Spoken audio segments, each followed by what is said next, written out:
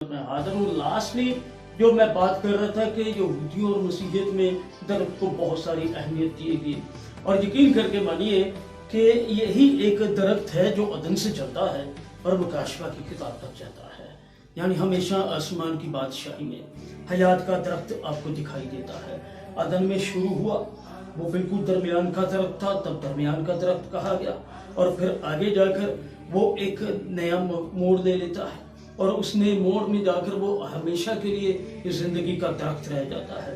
اور وہی زندگی کا درخت یہ ایک اوریجنلی پروفیسی تھی، ایک تشبیہاتی پروفیسی درمیان میں ہے، اور خود خداوند یسوع مسیح کے لیے پولس رسول نے اپنے ہاتھوں سے یہ لفظ لکھے، پہلا تیموتھیوس اس کا 3 باب اور اس کی 5ویں آیت، عبرانیوں 8 باب اور اس کی 6 آیت کے درمیانی بنا یسوع مسیح انسان کے درمیان اور خدا کے درمیان صلح کروانے والا درمیانی بنا، اور انگور کا حقیقی درخت میں ہوں اور تم میری ڈالیاں ہو، یوحنا کی معرفت یہ گواہی خود خدا یسوع مسیح نے دی۔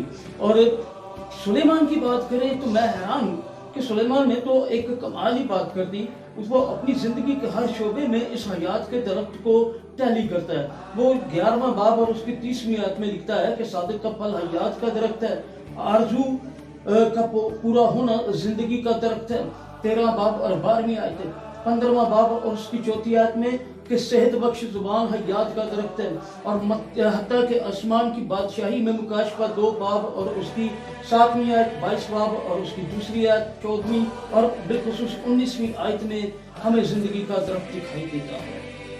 اب بات کر رہا ہوں میں آپ کے سامنے، اگر ہم اخبار پڑھیں تو اس کا 23واں باب 40ویں آیت میں لکھا ہے، سو تم پہلے دن خوشنما درختوں کے پھل اور کھجور کی ڈالیاں اور گڑے درختوں کی شاخیں اور بیریوں کی بیٹیں مجموع لینا، اور تم خداوند اپنے کے آگے 7 دن تک خوشی منانا۔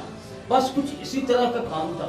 اور اگر ہماری اسرائیل کی تاریخ کو دیکھیں تو اسرائیل کی تاریخ غلطیوں سے اٹی بھری پڑی، اور اسی تحریک میں جب ہم دیکھتے ہیں تاریخ میں تو کئی بار خود قوم اسرائیل گھنے اور ہرے درختوں کے نیچے عبادت کرنے کے گناہ کے مرتکب ہوئی۔ خداوند نے بھی یہاں پر ان لفظوں کو استعمال کیا ہے، درخت کی ڈالیاں، اور وہ ڈالیاں خداوند یسوع مسیح کے یروشلم میں استقبال کے لیے بھی اچھی، اور یہ ایک فیسٹیول یعنی ہفتوں کی عید جس میں پھلوں کی عید ہوتی تھی، یہ اس وقت کی بات ہے۔ اور خود خداوند نے کہا کہ ان درختوں کو استعمال کرنا خدا باپ کی پرستش کے لیے، کھلانے کے لیے، قربانی گزرانے کے لیے، یہ نہیں کہا کہ تم ان کو پوجا کرنا۔ ایسے ہی حالات تھے۔ بشپ بونیفیس رات کو آ رہا تھا، اور اس وقت اس نے کیا دیکھا کہ ایک جنگل کے درمیان ایک گھنے مقام پر، ایک سنسان مقام پر ایک پیتل کا مجسمہ ہے جس کے بیگر کی طرح، بھیک منگوں کی طرح اس نے ہاتھ آگے پھیلا رکھے ہیں، اور نیچے آگ لگا کر ان کو خوب تپایا گیا ہے، اور وہ آگ کا سا دکھتا ہے۔ تو کیا ہوا، ایک ماں اپنا 1 سالہ بچہ یعنی 1 سال کا بچہ، نر بچہ لے کر اس کے پاس جا رہی تھی، اور تاکہ وہ اس کے خالی ہاتھوں پر رکھ دے اور وہ بچہ جل جائے اور قربانی قبول ہو، تو اس کے والدین، جو بچہ مر جائے گا جو قربان ہو گیا ہے، اس کے والدین کو برکت ملے، اس کے بہن بھائیوں کو برکت ملے، اس کے اگلے خاندان کو، پچھلے خاندان کو، محلے داروں کو، شہریوں کو، اور پھر صوبے داروں کو، اور پھر اس کے بعد ملک والوں کو، پھر سب کو برکت ملے۔ لیکن قربان وہ بچہ ہوا، اور بالکل رونگ جگہ پر، رونگ تھوٹ تھا، رونگ سوچ تھی، رونگ باتیں تھی۔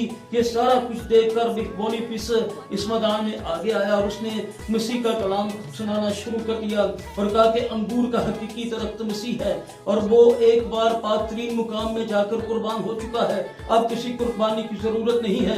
خدا باپ نے اپنے بیٹے کو زمین پر بھیجا، وہ جو قدرت کا خالق اور مالک خدا ہے، وہ جو تخلیق کرنے والا خدا ہے، خود مخلوق بن کر مینجر میں آ کر، استبال میں آ کر، چرنی کے پاس آ کر وہ پیدا ہوا ہے، اور اس نے انسانی لبادہ اوڑھ لیا ہے، اور اب تمہارے لیے کسی قربانی کی ضرورت نہیں ہے کیونکہ مسیح قربان ہو چکا ہے۔ لیکن سوال وہاں پر بھی یہی ہوا کہ آخر ہم مسیح کو کیوں مانے؟ ہمیں کچھ نشان دکھا۔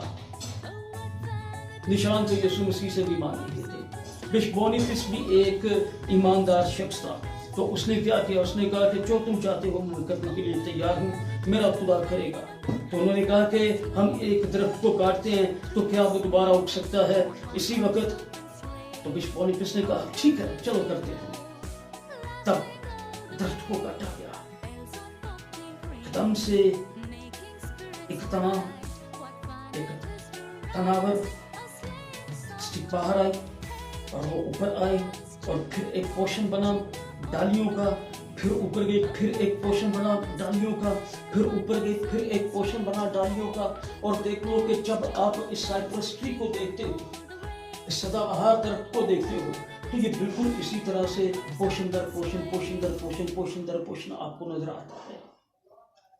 यह मौजूदा को छोटा मौजूदा नहीं था, और इस मौजूदे ने पूरी दुनिया में तहलका मचा दिया, और खासकर उस कबीले ने। तभी उन्होंने कहा कि बता हम क्या करें। तब बॉनीफेस ने खुदा का कलाम सुनाया और उन्हें मसीह के साथ विश्वास किया, बताया उसने और कहा। और जब ये बातें हो गई तो तब वो दरख्त के नीचे जो उन्होंने चराग रखे थे वो बिशप बॉनीफेस ने साइप्रस ट्री के पास रख दिया और वो चकमकाने लगा। और जब चकमकाने लगा तो ये कमाल की बात है, तब से लेकर अब तक ये रवायत चल रही है। लेकिन याद रखिए इस रवायत को ज्यादा कमर्शियल किया इंग्लैंड की मलका ने 1809, और उसी वक्त उसने क्रिसमस कार्ड को भी इशू किया और हैप्पी क्रिसमस लिखा और मैरी क्रिसमस लिखा और हैप्पी न्यू ईयर लिखा। हाँ, ये 7 दिनों तक चलता था और बिल्कुल खूबसूरत बात है। मैं इस बात के लिए बहुत शुक्रगुजार हूँ खुदा का कि उसने बॉनीफेस जैसे लोगों को, ईमानदार लोगों को पैदा किया और वो जाकर लोगों को गवाही देने लगे। क्या इस क्रिसमस पे हम गवाह हैं? क्या खुदा की मोहब्बत की हम गवाह हैं? जब हम किसी भी अपने दोस्त की सालगिरह में जाते हैं, बच्चों की सालगिरह में जाते हैं, बहन भाइयों की किसी मुकाम पर तो हम गिफ्ट करते हैं। क्या अब तक मसीह के लिए वो गिफ्ट है आपके पास? नहीं है?